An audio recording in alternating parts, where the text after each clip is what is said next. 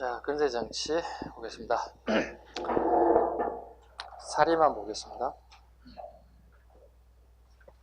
자, 족보 한번 볼까요? 자, 제도에 정몽주, 길재, 김숙자, 김종직. 고려 말 상황입니다. 정몽주에 뭐 하나 적으면 될 것 같아요? 정몽주 수능 하나 적으면 되겠죠? 위에다가 빈 공간 이색, 정몽주, 길재, 김숙자, 김종직. 김종직의 아버지가 김숙자예요. 네, 그 다음에 이제 김종직의 제자들이 등장합니다. 김일손, 꼭 알아야 하는 인물이죠. 김일손은. 김경필도 알아야 되죠. 김경필 왜 알아야 될까요? 조광조의 스승이에요. 네, 조광조와 연결시키나봐요. 네. 그 다음에 서경덕, 그 다음에 이현적, 배웠던 인사들이죠. 그 다음에 성혼, 그 다음에 이향. 여기에 나와 있는 인사들은 한중 빼고 다 우리 책에 나오는 인물들이고 알아야 되는 인사들이다 보시면 되겠습니다. 자, 사림의 등장 시기 보겠습니다. 성종전후다. 성종전후. 왜? 김종직이 성종 때 처음 등장해요. 오른쪽 상단에 보세요. 본격적 진출을 보시면 성종 때 김종직을 처음 중용합니다. 성종 밑줄 보시고 김종직 밑줄 보세요. 됐죠? 16세기인 명종 때 처음 또는 선조 때 처음 등장한 게 아닙니다. 이미 성종 때 이미 등장됐습니다. 기원, 고려의 절을 지킨 정몽주, 길재 등 이라는 사람들이 후학을 양성했다. 그리고 100년 만에 짱 하고 등장한 세력이다. 세력 기반. 고려 말 향리로 가구와 군공으로 신분이 상승한 지방의 중소 지주층이었다. 향촌사에서 유향소 밑줄 가야 되겠죠. 서원 밑줄 향약 등을 통해서 지배 세력을 구축했다. 이 세 개 단어는 끊임없이 시험을 나올 수밖에 없는 단어들입니다. 유향소, 서원, 향약. 형성 김종직에 이르러 영남지방을 중심으로 기호지방까지 성장했다. 학풍 가겠습니다. 경학을 중시했다. 유교 경전을 중요시했다. 왕도 정치를 추구했다. 왕도 정치다. 네, 왕도 정치다. 왕에게 도덕을 가르쳐서 그 도덕 기반에 왕이 통치해야 된다. 그 다음에 향촌 자치를 추구했다. 향촌 자치 추구했다.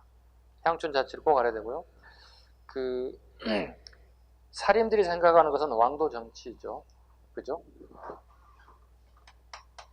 뒤에 나오겠지만 여기 왕도 정치고요. 훈구도 마찬가지 왕도 정치를 해요. 근데 하나 더 추가되죠. 폐두 정치가 추구되는 거죠. 훈구 세력들은요. 폐두 정치는 왕이 잘못하면 바꿔야 한다는 뜻이에요. 다르게 표현하면 뭐죠? 역성혁명이 합리화예요. 역성혁명의 합리화로 나타나게 있죠.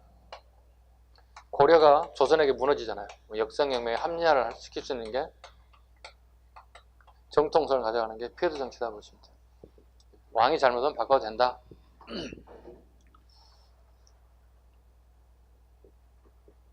그 다음에 니그는 성리학 이해의 학문을 배격했다. 사문난적으로 몰아서 죽였다. 군사학과 기술학을 천시했다. 군사학과 기술학을 천시했다. 대신에 15세기 훈구 세력은 군사학하고 기술학을 중시했죠. 16세기에도 다른 면이 있습니다. 그 다음에 당군보다 기자를 중시했다. 당군보다 기자를 중시했다. 기자를 중시하고 고려시대부터 조선시대까지 기자, 사당을 지우고 제사를 지낼 정도로 굉장히 기자를 정통으로 보고 있다. 정통으로 보고 있다. 예학과 보학을 숭상했다.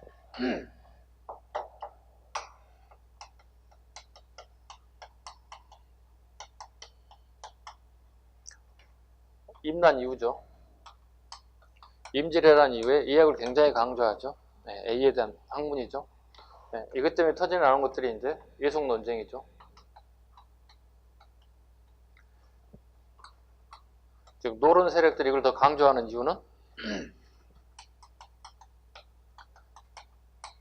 집권층의 단결이 필요합니다. 네, 집권층의 단결이 필요합니다. 왜냐하면 신분이 무너지기 시작해. 신분제가 무너지기 시작한다고요. 양난 이후에. 군공을 세운 자, 납속죄과 관련된 합법적인 신분 상승 제도가 나타나기 시작하기 때문에 양반의 숫자를 줄여야 되는 부분도 있을 거고 집권층이 단결해야 할 필요도 있을 거고 보학, 이건 족보입니다. 족보를 학문화시켜버리는 것들이죠. 족보를 강조한다. 보학을 강조한다. 즉 양반이 누구인지를 정확하게 구분할 필요가 있다. 이런 것들이 발전될 수밖에 없다. 본격적 진출 갑니다. 성종 때 김종직이 중용되면서 진출되기 시작했다. 주로 얘네들은 3, 4의 언론과 문화를 담당했다. 주로 3, 4에 진출하겠다. 사헌부, 사관원, 홍문관에 주로 진출했다. 이런 직을 보통 청요직이라고 부른다. 바로 6조로 진출할 수 있는 길이라는 뜻이에요. 즉 2조 판서부터 시작해서 저 밑에 건축 토목하는 공조 판서까지 갈 수 있는 지름길이에요. 요거 끝나고 나면 어떻게 되냐? 의정부로 가는 거죠. 영의정, 자의정, 우의정 이렇게 출세길이 보장되는 것들이죠. 이걸 청요직이라고 부릅니다. 청요직이라고. 그 다음 사림 등용 목적. 훈구 세력 견제와 문물의 정비를 위해서 임용이 됐다. 사림 목적은 훈구를 견제할 필요가 있다. 훈구 세력이 너무 비대해졌다는 거죠. 너무 비대해졌다. 이걸 견제할 필요가 있다. 이게 성종 때 처음 등장한다. 김종직의 임용이 등장한다. 그 다음에 중종 때 되면 조광조 같은 인사들을 통해서 훈구 세력들을 견제하기 시작했다. 다 이런 목적입니다. 김종직이라든가 조광조를 갖다가 임용하는 목적들은 훈구 세력들의 비대를 견제할 필요가 있다. 됐죠? 그 다음에 사하와 붕당을 보도록 하겠습니다. 사하와 붕당. 자, 사하부터 가보죠. 선비들이 화를 입었다는 뜻이에요. 선비들이 싸웠다는 뜻입니다. 자, 사하 보겠습니다. 훈구와 사림이 싸웠다 이렇게 보시면 돼요. 또 다른 표현으로 15세기와 16세기가 충돌했다 이렇게 보편적으로 봅니다. 디테일하게 가면 맞지 않는 얘기지만 이렇게도 봅니다. 그럼 도대체 어디에서 싸웠을까? 장소를 한번 본다면 서울에서 싸웠어요. 주로 몇 년을 싸웠을까 봤더니 대략 50년 정도 좀 싸웠어요. 왜 싸웠을까? 왜 싸웠을까?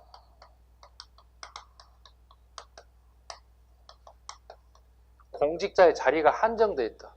그걸 틈을 비집고 들어갈 필요가 있다. 그래서 싸웠다. 이게 사하입니다. 그럼 사하하고 구분 좀 할 게 있다. 구분해보자. 붕당 봐보자. 붕당. 요가 구분하라고요. 사하와 붕당을 보라고요. 사하가 먼저고 붕당이 뒤로 와야 된다고. 그죠? 붕당은 왜 나타나는지 보자고요. 붕당이 싸우는지. 붕당은 결과적으로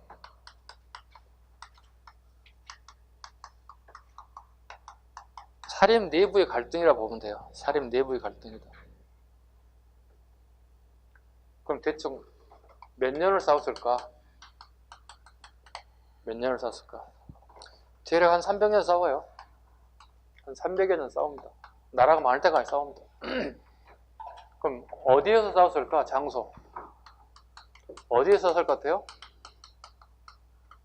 서울 앤드 전국적으로 싸워요. 전국이 다 전쟁터예요. 저는 어디서 싸우는데 어느 지역에서 싸우는데요. 싸움은 여기서부터 출발해요. 서원에서도 출발한다고요. 왜요? 제가 여러분을 가르친 스승이라면 선생의 붕당이 동인이라면 여러분들은 선택 여지가 없어요. 무조건 여러분 동인이에요. 선생님 서인이면요. 서인이에요. 선생님 남인이면요. 남인. 북인이면요. 북인이에요. 선택 여지가 없어요. 선생님 저는 싫어요 선생님. 떠날 수 있지. 그럼 무슨 상황이 되지? 사문난적이 돼요. 사문난적이 된다고. 사문, 스승을 배반한, 문파를 배반한 난잡스러운 적, 중앙에 정치하는 게 어려워지겠죠. 크게 큰 물줄기를 잡으세요. 자, 그러면 사하 보도록 하겠습니다. 사하를 한번 보겠습니다. 제가 앞에 그 글자만 이렇게 따볼게요. 가장 많이 물어보는 게 시험이 순서를 물어봐요. 무오사, 갑자사, 기묘사, 을사사 이렇게. 앞글자만 따서 먼저 외워보자고요. 무, 갑, 기, 을. 요거 저거로 순서를 물어보는 게 아니라 이 안에 있는 내용을 던져주고 순서를 물어본다고. 선후관의 순서를 물어보고 아니면 다음 사화 중에서 두 번째 해당 내용을 고르세요 이렇게 물어본다고요. 그럼 갑자사고 고르라는 얘기고 세 번째 사화를 고르세요 그럼 여기 기묘사를 골라내라는 뜻이에요. 이해 가셨죠? 자, 하나씩 한번 보겠습니다. 연상분이고요. 시점으로 봤을 때 여기도 연상분이에요. 여기 중정이고요. 여기 명정대예요. 이건 어려운 게 아니고요. 공무원 수험생이라면 무조건 잡아야 되는 내용 중에 하나가 사예요. 기본이에요. 필수이기도 해요. 어려울 것도 없어요. 봅니다. 무오사입니다. 김정직 보겠습니다. 성종 때 처음 등장했던 인물이 김정직이라고 불렀어요.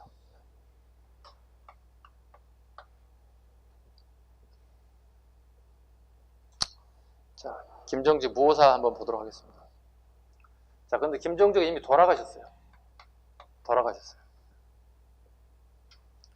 돌아가시는데 글을 하나 남겨놨어요. 글을 하나 남겼다고요.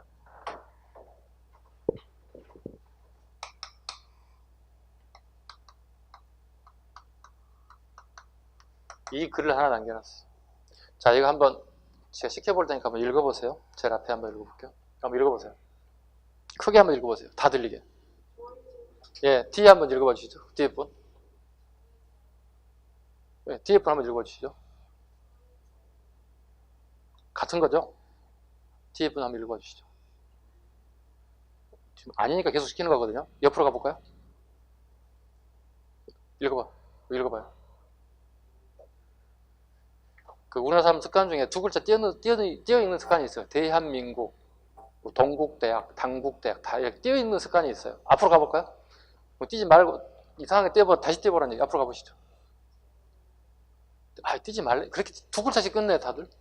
한번 앞으로 가보죠.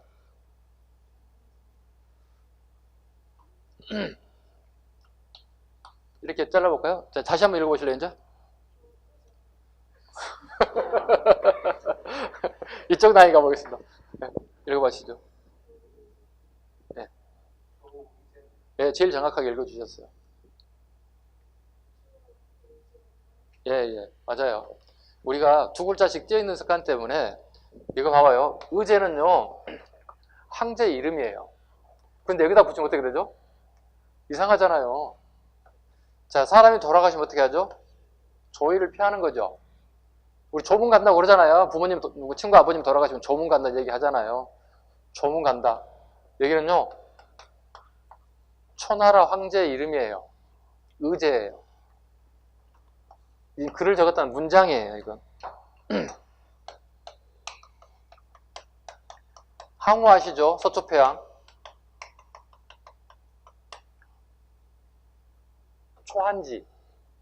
초한지 아시죠? 몰라? 이 역사 이 책 안 읽어요, 여러분들? 초한지, 삼국지 이런 거 안 읽어요? 뭐 수호지 이런 거 안 읽어요? 네. 알겠습니다. 그러니 한국사가 어려워지지 뭐. 초한지를 안 읽었다니. 아니 선생님은 고등학교 때인가요? 뭐 수능은 차치해두고 이게 재밌어서 그냥 이거 그냥 날밤 새고 다 읽었는데 무슨 수능이야 수능 뭐 대학교는 가도 되고 안 가도 되고 그만 뭐 이렇게 하는 거지 뭘 수학에 영어에 매달릴 필요 있나요? 재밌는 거 읽어야 되잖아요. 아마 그래서 내가 이런 역사 공부를 하게 되지 않을까 했을까 싶은데요. 자, 봐봐요. 항우는 서초 폐항을 얘기하고 초나라의 의제가 자기 조카예요. 그리고 항우가 의제를 갖다가 쫓아내 구테타를 통해서 죽여버렸어요. 그리고 이 사람이 왕이 됐어요. 그래서 서초 폐항이라 불러요. 이 글을 김종직이 글을 남겼어요. 이 시기는 연산군이에요. 연산군 때로 쭉 올라가 볼까요? 비슷한 일이 하나 있었어요. 자기 할아버지 누구죠? 수양대군이 누구를 몰아냈어요? 어린 단종을 몰아냈다고. 자, 수양대군이 단종을 몰아내지 않았다면 연산군은 왕이 될 수 있어 없어? 될 수 없잖아. 족보가 틀리잖아. 그치? 족보가 틀리잖아. 수양대군이 몰아내고 난 다음에 번이 세조가 됐잖아. 세조의 후손이 왕이 돼. 이게 연산군가 온 거야. 이걸 뭘 의미하는 거죠? 정통성을 부정하는 내용이야. 쉽게 얘기해서. 정통성 부족하는 거야. 자, 김종직의 이해 가셨죠? 지금까지 이해 가셨죠? 김종직의 아주 애제자가 있는데 그 사람이 김일손이에요. 이 사람은 사관이에요. 과거시 학교에서 사관이란다고 역사를 기록하는 사람이에요. 그러니까 왕이 이동하는 자리 항상 옆에서 기록하는 사람이야. 왕과 신하가 얘기할 때 다 기록하는 사람이야. 이 기록하는 1차 자료를 우리 뭐라 불러요? 사초라고 불러요. 사초라고 불러요. 자, 그런데 훈구 세력이었던 유자강이 훈구 세력들에 대한 기록들을 김일손이 기록하는데 후손들에게 창피하지 않게끔 좀 안 좋은 내용들 좀 삭제시켜달라 요구를 해요. 누가요? 유자강 훈구 세력들이 김일손에게, 사관에게. 대신에 이걸 잘 써준다면 너희들이 승진분지를 내가 책임지겠다 이렇게 얘기해요. 어때요? 딜이 왔지. 딜이 왔잖아. 딜이 왔는데 김일손은 누구냐면 김종직의 애제자예요. 첫 번째 제자예요. 아주 강직함을 배운 사람이에요. 공부 잘하고요. 자기 스승에게 욕먹을 짓을 하겠어요? 이분이 안 하겠죠. 단칼에 배워버립니다. 있을 수 없는 일이라고 배워버렸어요. 이해 가셨어요? 이게 김일손이에요. 당연히 유자강의 말을 들어주지 않겠죠. 근데 유자강이 원래요. 사초를 왕이나 신하도 누구도 보면 안 돼. 사관만 기록하고 볼 수 있어요. 근데 유자강이 그 권력을 이용해서 사초를 확인해요. 자기들이 불리한 게 있는가 보고요. 그 와중에 뭘 발견한 거야? 이걸 발견하는 거야. 조의제문의 글귀를 발견한 거야. 이걸 누구에게 보고하는 거죠? 연산군에게 보고하는 거예요. 연산군에게 보고해요. 이거 뭔데요? 몰라요, 이분. 이게 뭔데요? 아, 이건 말입니다. 아까 제가 설명했던 내용 있잖아요. 저기요, 그 직결축 수양대군 본인 할아버지시잖아요. 그래서 단종을 몰아냈잖아요. 단종이 왕이 됐다면 당신은 왕이 되지 못했다는 얘기예요. 정통성을 부정하는 거예요. 연산군이 눈치챈 거지. 이런 쌍 이렇게 되는 거지. 뭐야? 이렇게 되는 거지. 유자강의 고자질로 인해서 사건이 터진 사건. 김종직은 볼까요?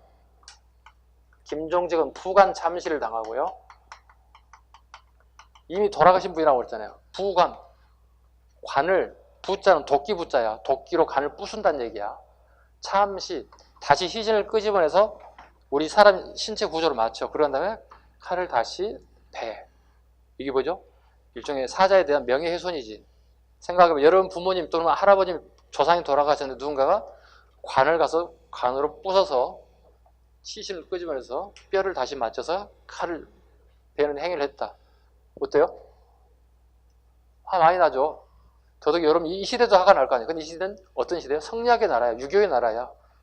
부관 참시를 당하게 됐고 김일손 같은 사람들은 사약을 먹고 그의 일족들은 유배 생활을 하게 됐습니다. 이게 무오사합니다. 일명 이걸 갖다가 이런 표현도 써요. 피라 사건이라는 말도 써요.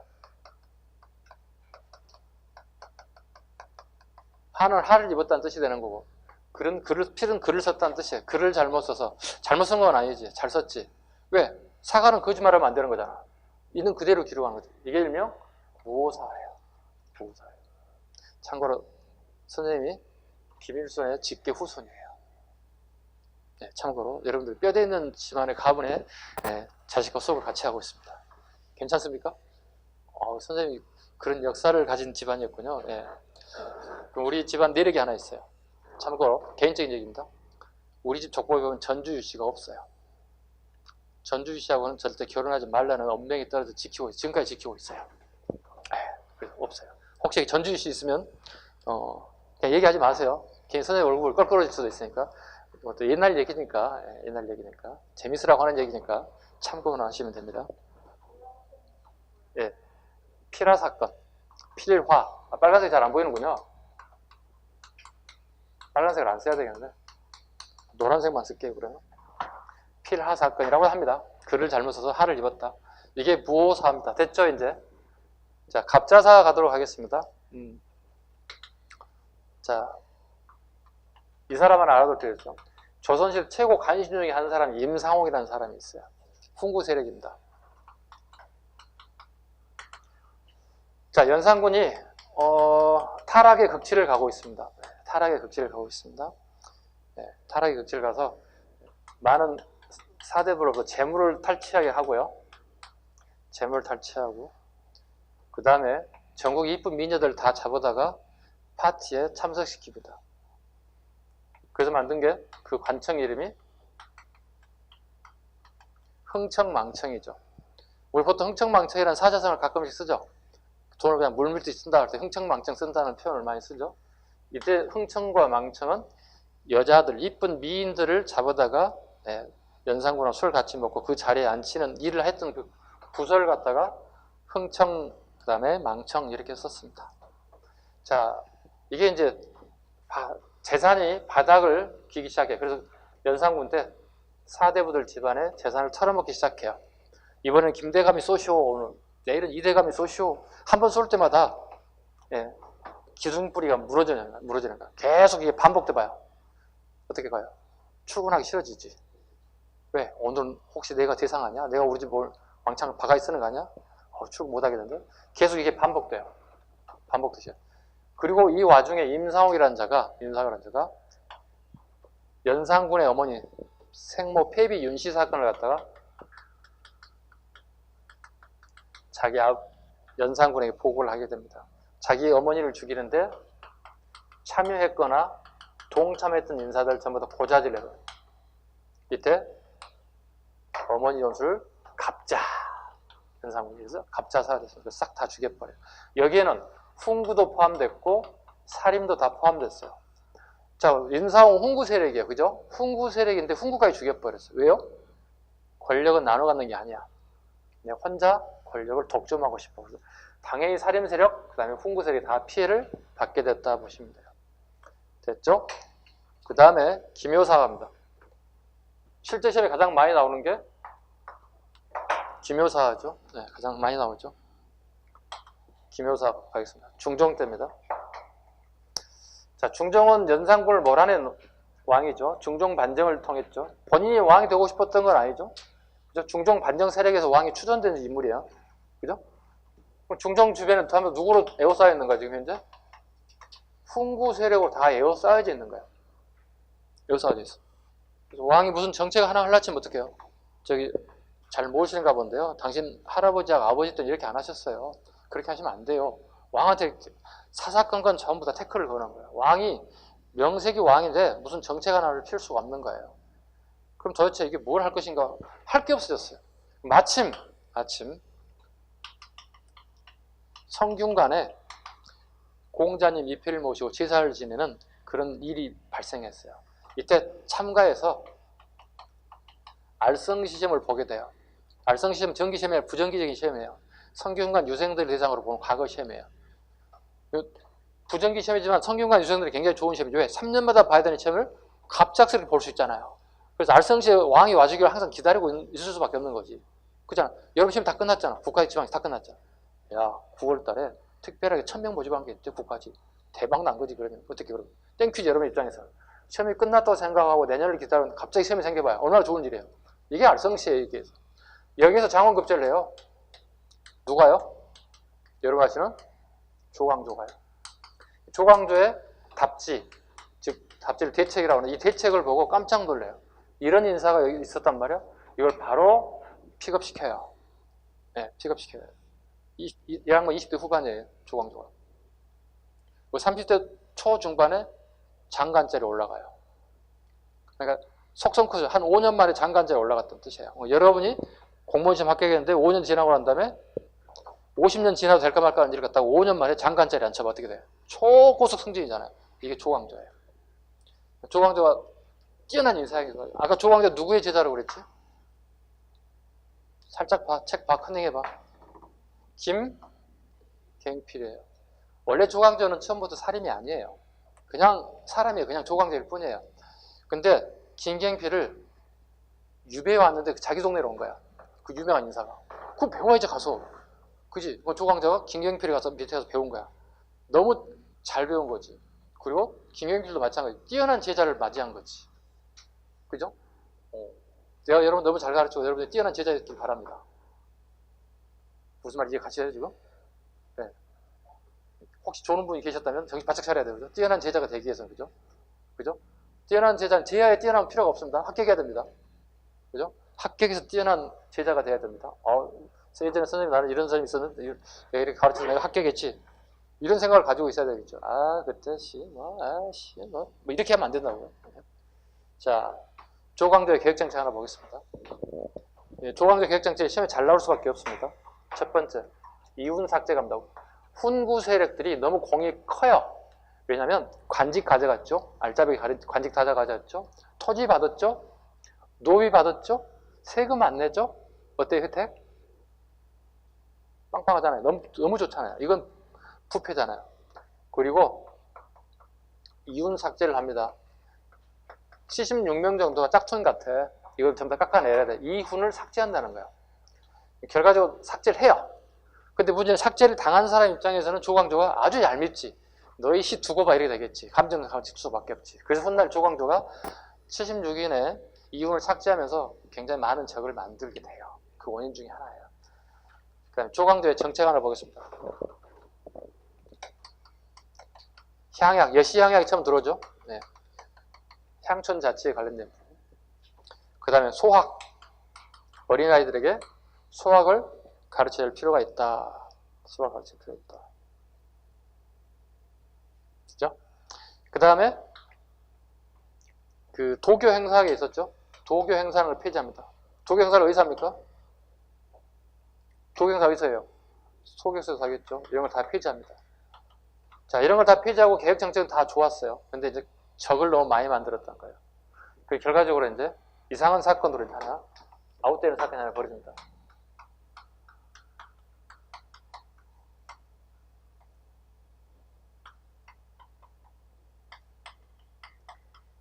주초이왕입니다. 이걸 합치면 조씨가 되는 거죠.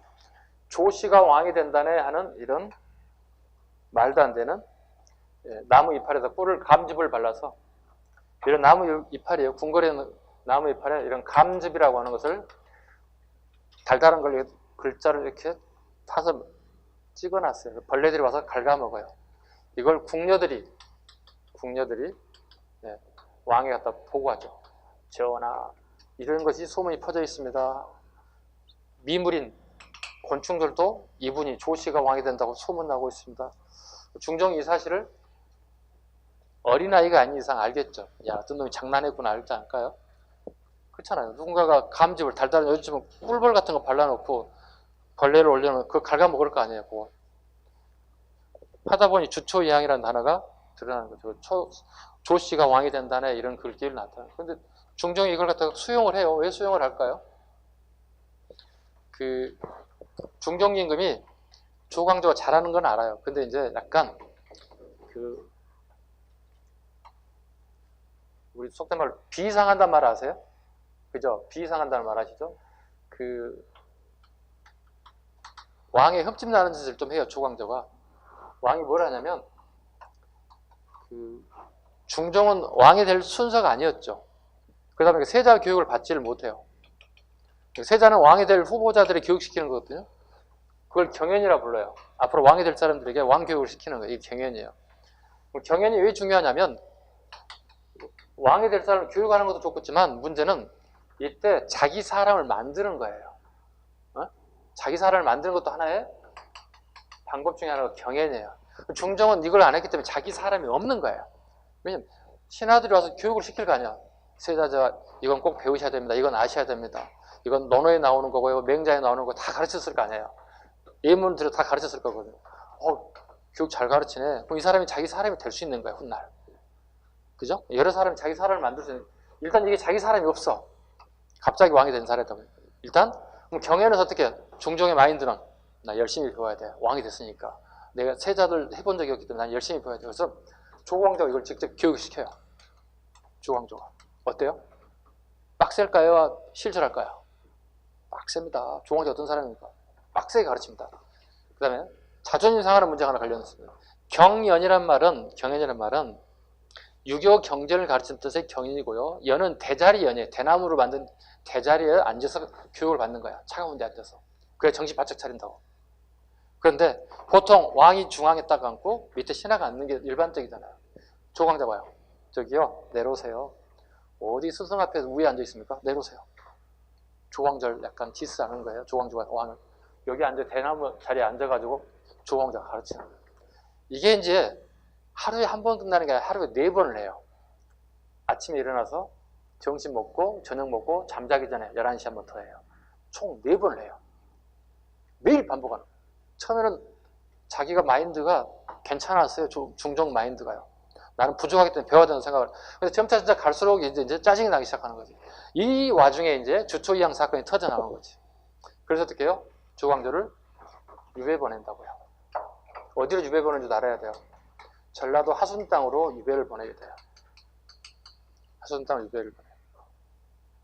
그리고 사약 먹기 전에 절명시를 하나 남기고 가요. 절명시를. 임금 사랑하기를 부모 사랑하듯이 하였다. 이런 말을 쓰죠. 절명시 내용입니다. 임금 사랑하기를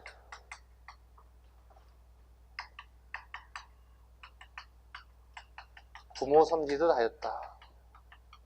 쭉 나라 사랑에 대한 임금의 사랑에 대한 쭉 구구절 쭉 나와요.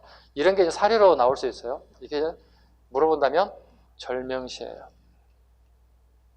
죽기 전에 사약 한 삽을 먹기 전에 내가 마지막 쓰고 싶은 시를 하나 북가 적어보세요. 이렇게 쓰는 것들이 있어요. 이게 절명시 이런 내용이 나와요. 자기는 유배 왔지만 금방 풀려나고 다시 되돌아갈 것 같은 그런 생각을 가지고 있었어요. 근데 갑자기 사약 그릇이 날라오니까 어떻게 해요? 아, 끝났구나 하고 글을 쓰는 거예요. 이게. 호도 하나 알아두셔야 됩니다. 조광조 하나 잡아보겠습니다. 호 알아두시기 바랍니다. 정암 조광조입니다. 그리고 사료가 나온다면 끝부분에 이렇게 나올 거예요. 정암집 이렇게 나오고 조광조라는 얘기 딱 잡아내셔야 돼요. 이 사료라는 게 별거 아니에요. 이런 거 공부하는 거예요. 안에 내용을 몰라도 이 사람은 호 하나만 가지고도 풀어낼 수 있어요. 정암집. 조광조 쓴 글을 다 모아놨던 뜻이에요. 정암 조광조. 그 다음에 알아두셔야 할 거 절명시 알아야 돼요. 아까 방금 얘기했죠. 임금 사랑하기를 부모 사랑하시 하였다. 뭐 이런 얘기들. 절명시. 그 다음에 전라도 하순으로 유배됐다. 하순 사람이 아니잖아요. 조광조는. 그죠? 하순 사람이 아닌데 여기 유배 와서 죽었잖아요. 그럼 이 사람의 뭔가를 남기고 싶잖아요.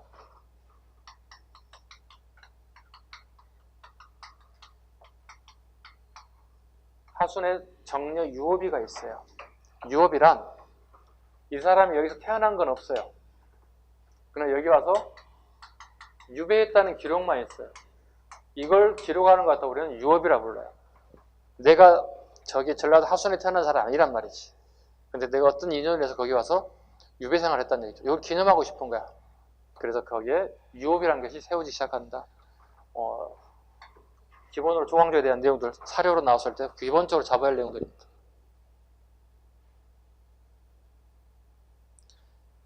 주초의 양됐고요. 그 다음에 다음 페이지 을사사 보겠습니다. 마지막에 4번째 을사사 봅니다.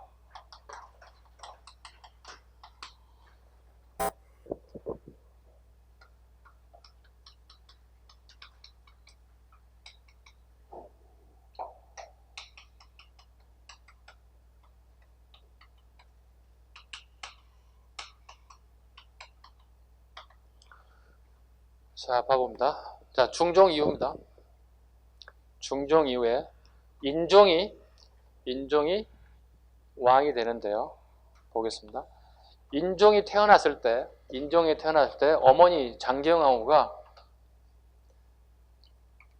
출산 후에 사망합니다. 출산 이후에 사망합니다. 지금처럼 이렇게 산부인과 의술이 잘 뛰어나지 않던 시절이다 보니까 이런 경우가 꽤 많았는데요. 그럼 어린아이가 훗날 이제 왕이 됩니다. 어린 꼬맹이가 이제 왕자죠. 이 사람들은 파평윤씨 집안들입니다.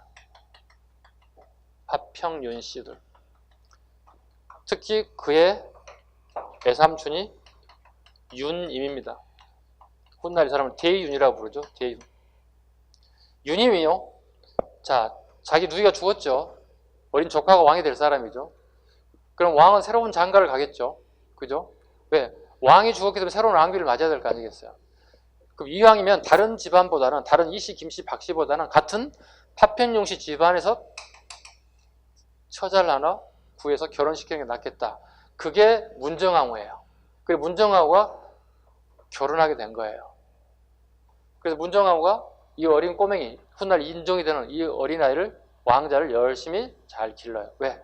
얘네들이 요구하는 사항 그대로 똑같이 실행을 해줘요. 얘는 잘 상장을 하게 돼요. 그런데 문제는 문정왕후가 한 15년쯤 됐을 때 아기를 하나 잉태하게 돼요. 본인도 임신을 하게 돼요. 훗날 이게 명종이 되는 거예요. 같은 파평윤씨야. 그리고 여기에는 소인이었던 윤원영이 자기 동생이에요. 그리고 훗날 명종의 외삼촌이 윤원영이 되는 거예요. 자, 보세요 이제. 대윤과 소인 입장에서는 훗날 중종이 죽고 난다면은 자기 조카가 왕이 되기를 원한다고 서로 간에. 윤원영은 자기 아들이 어리지만 조카가. 대윤은 거의 다 컸어. 15살 됐으니까 다 컸어. 언제든지 왕을 올릴 수 있는 위치에 돼 있어. 자, 생각이 달라졌죠. 문정왕후도 굉장히 열심히 잘 길렀다고요. 인종을 굉장히 잘 길렀다고요. 자, 봐요. 이게 싸움이 번졌다고요. 이때 대윤 세력이었던 윤임 세력이 소인이었던 윤원 세력을 갖다가 제거해요. 죽이진 않았어요. 제거합니다. 이 세력들을 죽여 소인을 갖다가 제압을 하게 돼요. 그런데 문제는 인종이 생명이 짧아요. 재임한 지 1년도 안 돼서 죽어버려요. 그럼 그 다음 보위를 누가 이어받아야 돼요? 이 아이가 물려받아요. 근데 이 아이는 아주 어린 10대도 안 된 미성년자예요.